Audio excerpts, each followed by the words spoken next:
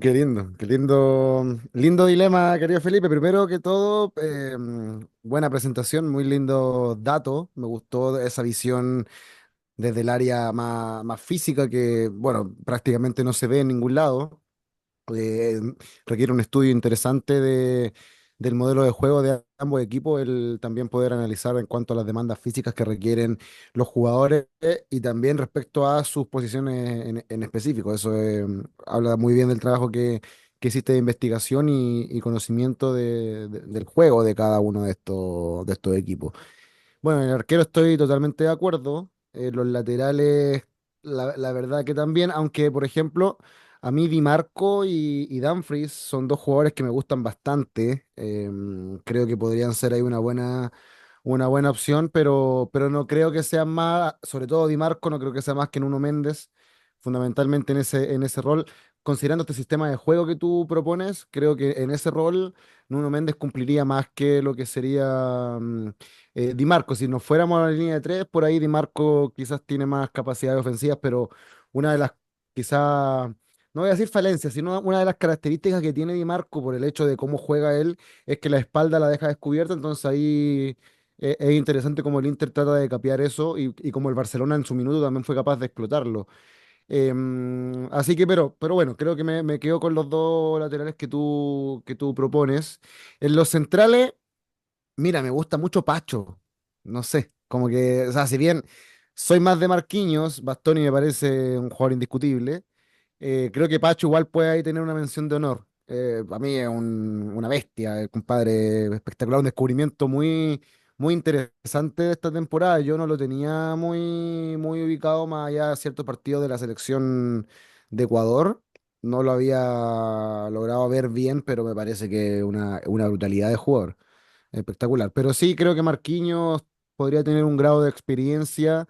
Me parece que es uno de los centrales más infravalorados de los últimos 5 o 7 años, posiblemente, o quizás incluso más.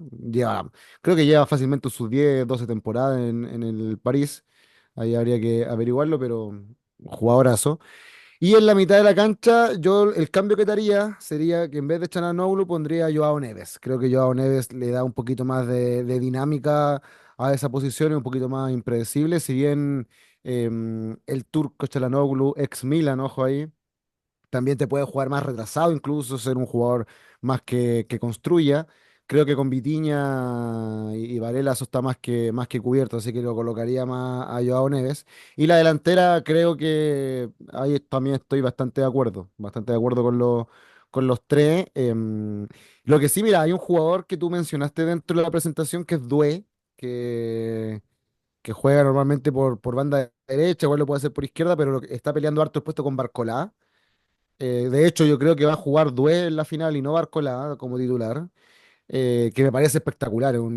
Tiene 17 años, si no me equivoco. Es un descubrimiento 100%, una inversión del PSG que muestra como la nueva visión que están adquiriendo ellos como equipo post era galáctica, digamos, después de esa era que tuvieron a Messi, Neymar, Mbappé, que no fue productiva en ninguno de los sentidos. O sea, en las dos temporadas que los tuvieron fueron dos eliminaciones en octavos de final y a partir de eso llega Luis Enrique y ya tiene una semifinal el año pasado, final este año, y con una inversión de dinero mucho menor y con jugadores que por ahí son más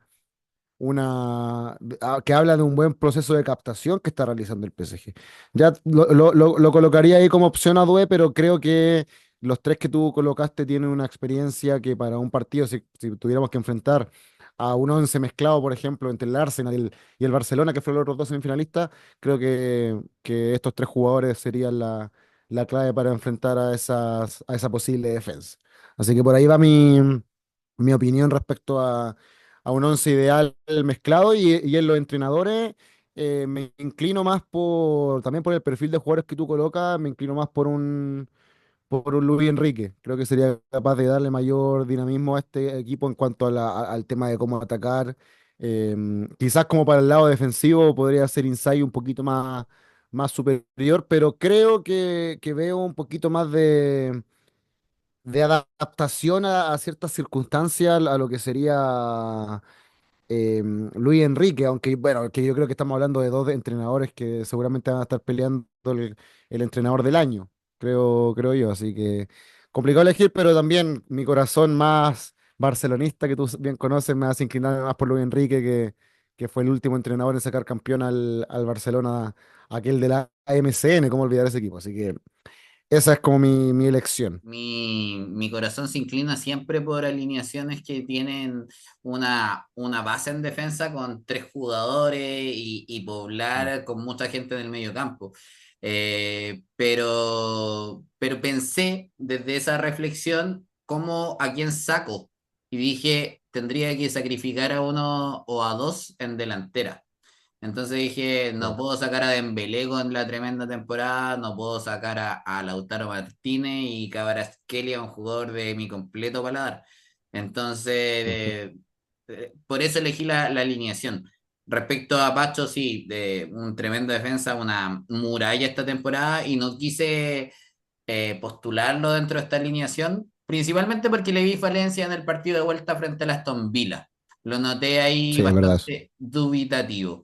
Y bueno, acá me quedé con Vitinha Varela, que recorren toda la cancha, que son dos incansables y que permitirían a un Calhanoglu que tenga desde un juego más estático una mejor visión para distribuir hacia los laterales que puedan subir o hacia estos delanteros temibles. Rubén Ujú. Neves, 17 años, me parece que tiene una locura de jugador también que perfectamente podría estar acá. Y no me quise arriesgar con elección de entrenador. Quise tirarte el fierro caliente a ti porque son dos entrenadores Bien. que me gustan bastante. Pero sí, si tuviera que elegir uno de los dos, creo que me llena más desde la idea de juego lo que postula Luis Enrique que lo que postula Insight. Creo que todavía quedan algunas respuestas por darle a la gente, algunas cosas que quedan como para enriquecer y nutrir lo que viene siendo esta previa y que seguramente ustedes van a poder ver poquito antes, vamos a esperar que un par de días antes de lo que es la final de Champions. Nosotros estamos grabando el día 27 de mayo y queremos ver, ya a falta de pocas horas de esta final de Champions.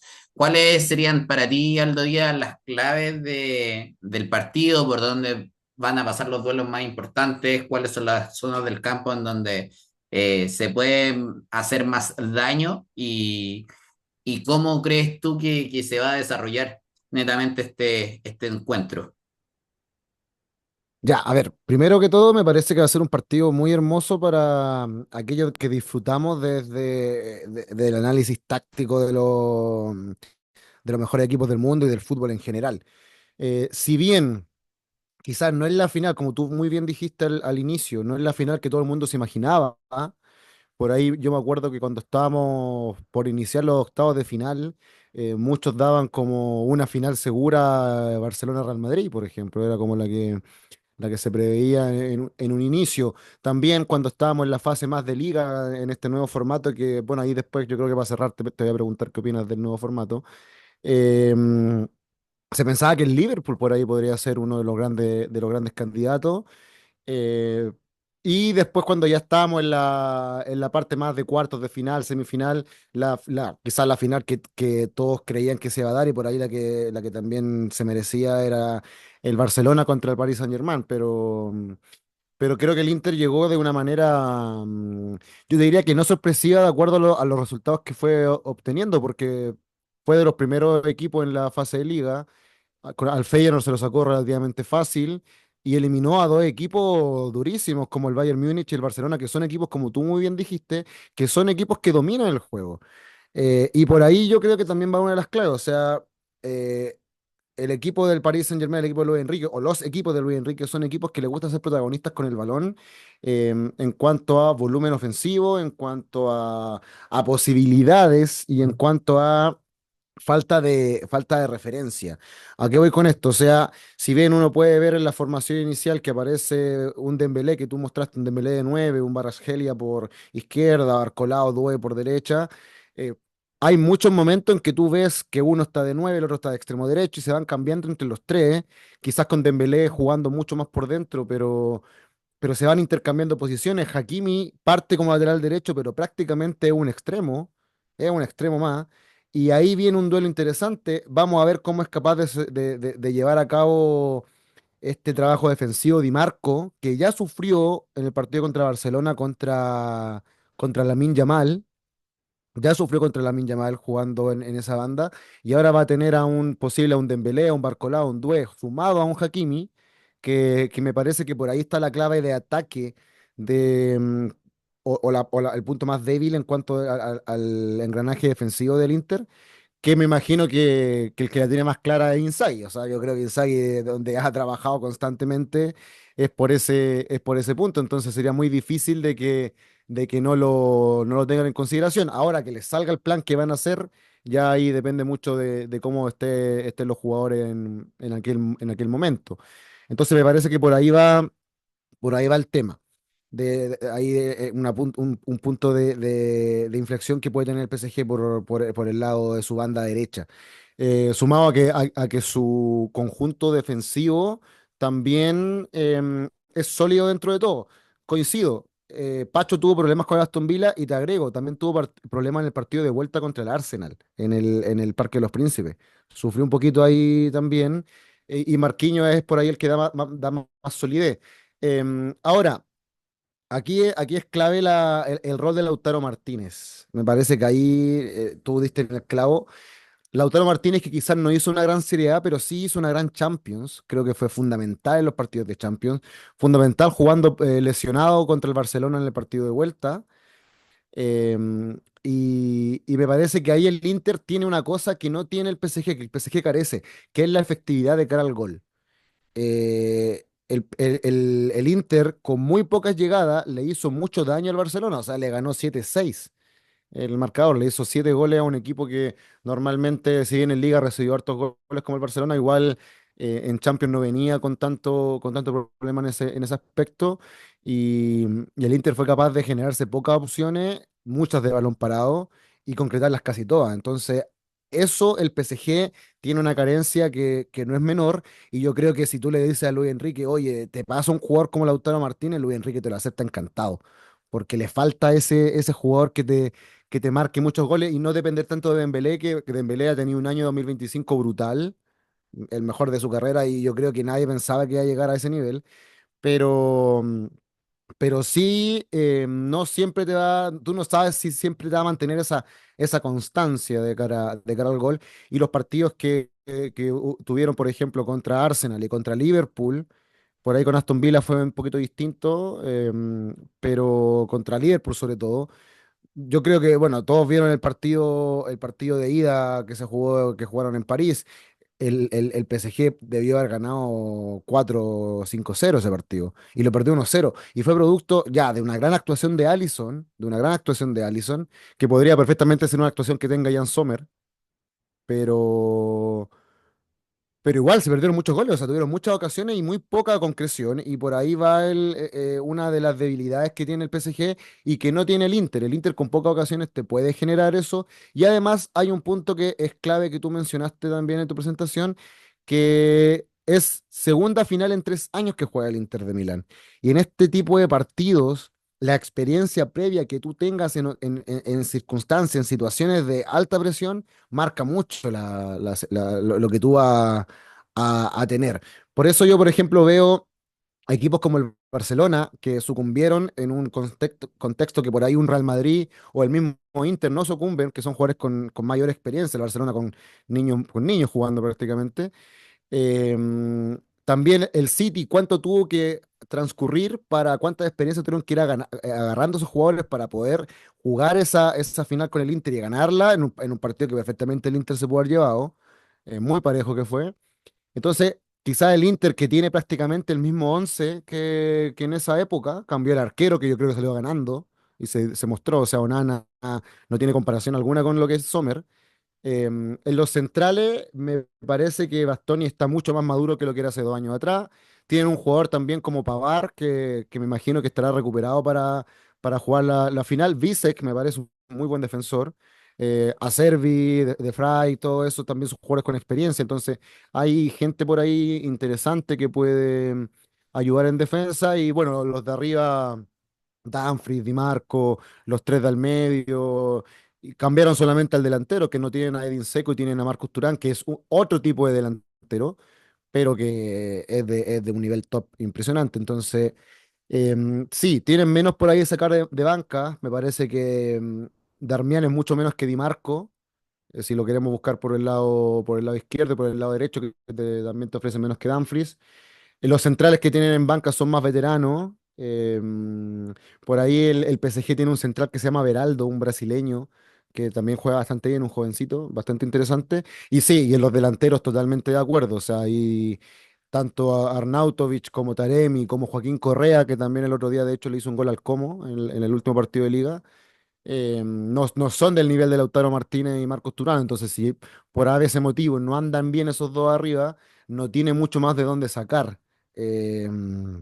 Inzaghi. Entonces, no, mira, a mí me parece que es un partido muy parejo, muy táctico, se puede analizar muchas cosas, por ejemplo, cómo el Inter en realidad parte con una línea de 3/5 pero que muchas veces defiende 4-4-2, de repente ataca en un 3-4-3 no en un 3-5-2 porque Mkhitaryan se mete como un delantero más prácticamente, Marcos Thuram te puede ocupar perfectamente la banda, Inzaghi tiene una variedad táctica y un equipo tan bien trabajado que yo creo que va a ser un hueso duro de roer para el PSG y yo tampoco creo que el Inter se regale. Si bien no se va a ratonar, como tú bien lo comentaste, porque se mostró en el partido con Barcelona, no se te va a tirar atrás, pero tampoco, tampoco se te va a regalar el divino botón, como diría el profesor Marcarian en aquella conferencia de prensa el año 2009 con la U. Entonces, el PSG ahí tiene que estar en su día inspirado, porque si el PSG tiene el día que tuvo contra el Liverpool en el partido de ida, el PSG va a perder. Eso lo tengo seguro, porque el Inter no te va a perdonar y va a tener más ocasiones que las que se generó ese Liverpool. Pero más o menos eso, mira, me parece que lo que ofrece Nuno Méndez defensivamente es tan bueno como lo que hace de forma ofensiva. Bueno, lo que te conté lo de Hakimi, lo que te puede ofrecer Dembélé, Vitinha, un 7 pulmones. Entonces creo que el partido va a pasar mucho por las áreas. Creo que el dominio del juego seguramente lo va a tener el París.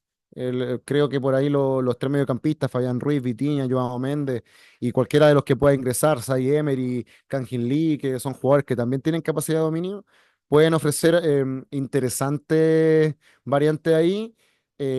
Por ahí el Inter tampoco tiene mucho más al medio, más allá de Varela, Mkhitaryan y el bueno de Çalhanoğlu, que también es un jugador que me gusta mucho, pese a que le tengo bronca porque se cambió del Milan al Inter, pero eso es otra historia. Creo que sí, va a haber mayor dominio desde el PSG del juego, más posicional seguramente, pero el Inter tiene mucho que decir, viene con un gran Dumfries, viene con un arquero inspirado, bueno, Donnarumma también, pero siento que Jan Sommer es un poquito más que Donnarumma en este minuto. Y no, mira, si me dais a elegir, yo creo que el favoritismo es para el PSG, pero te lo tiro un 60-40. No lo vería tan raro. Si el Inter gana, no lo vería raro. De hecho, puede ocurrir perfectamente. Em, pero a mí, mira, una cosa que me llama la atención es que el Inter, hasta el partido del Barcelona, tú mostraste que recibió 11 goles en total en la competición. Pero de esos 11 goles, 6 fueron en dos partidos, que fueron los del Barcelona. Entonces, también habla de una solidez en realidad. Pero también yo digo, mira, el juego del Barcelona no es muy diferente al del PSG. Quizás el PSG es un equipo un poquito más largo, que se regala menos en cuanto al fuera de juego, pero, pero sí creo que ofrecen un ataque similar, aunque con menos gol, pues no tienen un Lewandowski, ahí carecen un poquito de eso. Pero creo que el ritmo que está mostrando el PSG le puede favorecer. Además, ellos terminaron la liga hace un tiempo, el Inter viene de un golpe duro. Perdió la liga con el Nápoles de una manera dura porque llevaban una ventaja que si bien no eran 6 7 puntos de ventaja que se te hayan escapado, pero sí tú llevabas una ventaja, perdiste dos partidos al hilo, entre medio tuviste esa eliminación en Copa Italia contra el Milan, después tuviste un match point cuando estabas ganándole al la Lazio y el Nápoles no le podía ganar al Parma en la penúltima fecha de la liga, te empató la Lazio al final del partido, no fuiste capaz bueno, al final los dos ganaron la última fecha, entonces es difícil ahí el ánimo recuperarte de eso, por ahí vienen con mucha exigencia, pero la motivación va a estar. Entonces el equipo va a estar ahí motivado, pero creo que es un 20% más favorito el PSG bueno, por todos esos puntos y podríamos hablar mucho más del tema. Mira, interesante lo que tú dices, te voy a mencionar rápidamente lo que son las bancas de ambos equipos. En cuanto al Inter, Ya. podemos encontrar como portero suplente a Joseph Martínez y a Rafael Di Gennaro, Ujú, ambos uno con 27, otro con 31 años. Luego tenemos a Christos Alexiou con 19. Tenemos a Carlos Augusto, nominado por, me parece que es el Carlos Augusto nominado por Carlos Ancelotti, que tiene sí, es lo mismo. 26 años. Benjamin Pavard, Mateo Darmian, Aslani, un albanés que tiene buena técnica.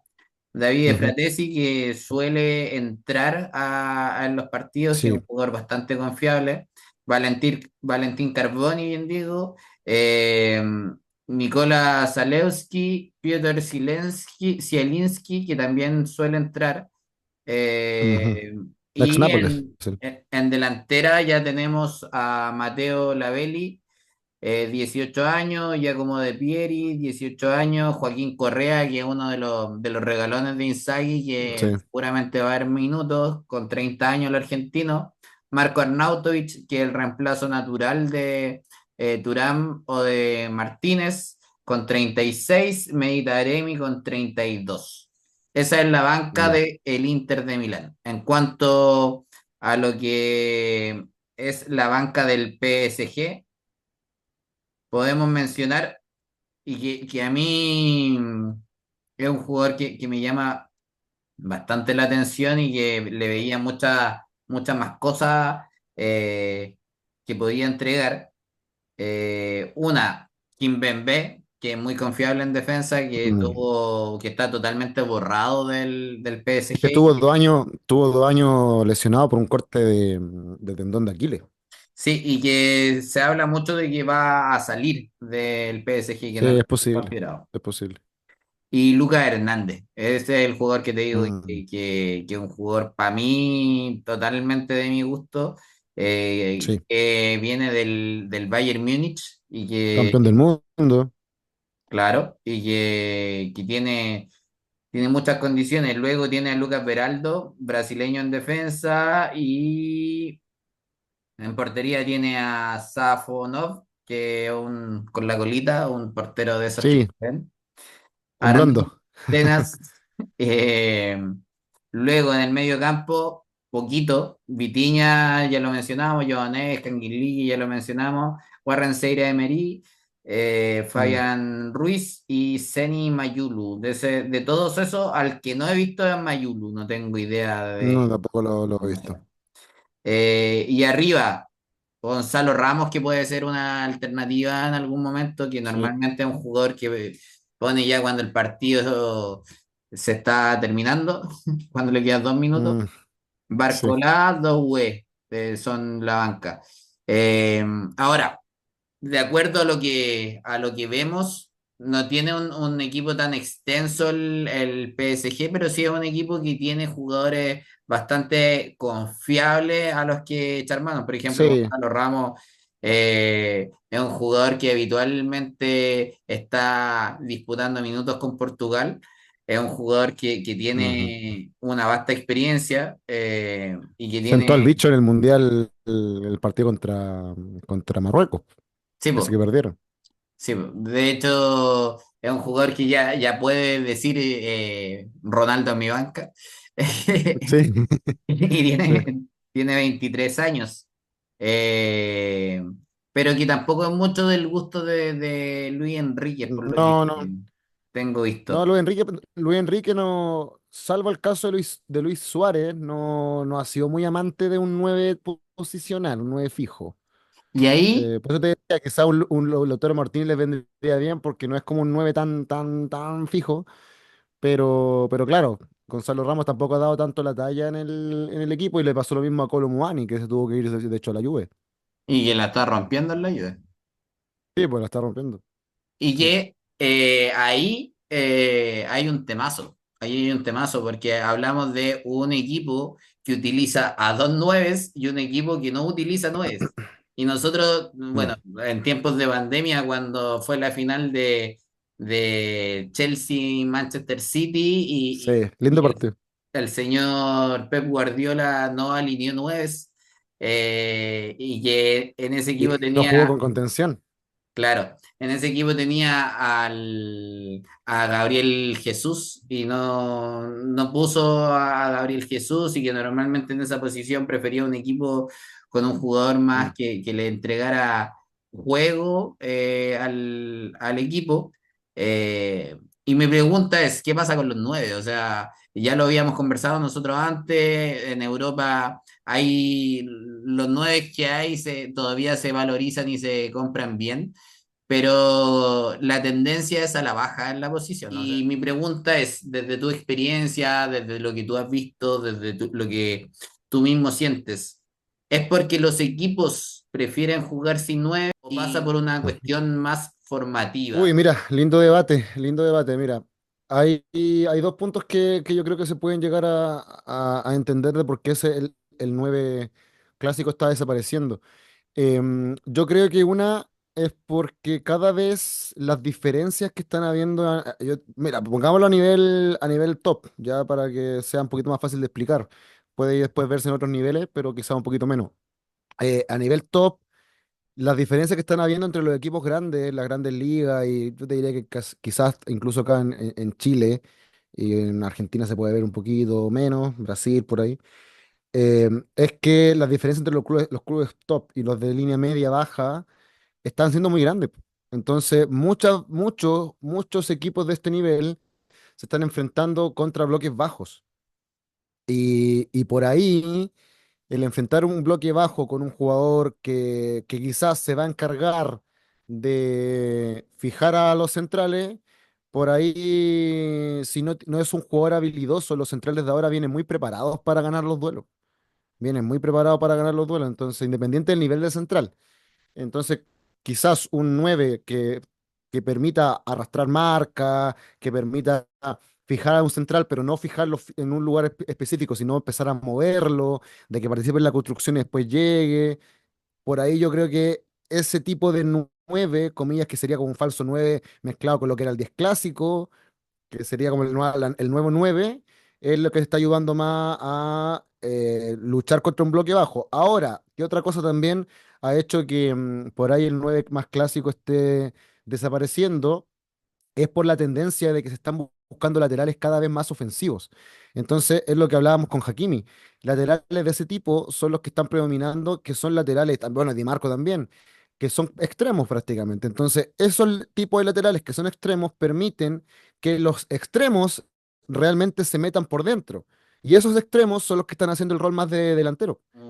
Como siempre, un gusto escucharte y poder compartir contigo estos instantes de buen conocimiento. Así que, nada, invitar a la gente a que nos siga, a que comparta, a que comente. Es una pequeña acción que a nosotros nos ayuda mucho, nos Ujú. significa mucho y que también nos ayuda a motivarnos un poquito más con todo este tipo de Así proyectos es. que en un inicio son lentos, que cuesta, que es como los nueve antiguos, les cuesta agarrar velocidad, pero después ya en los metros finales son letales. Así que Son sí.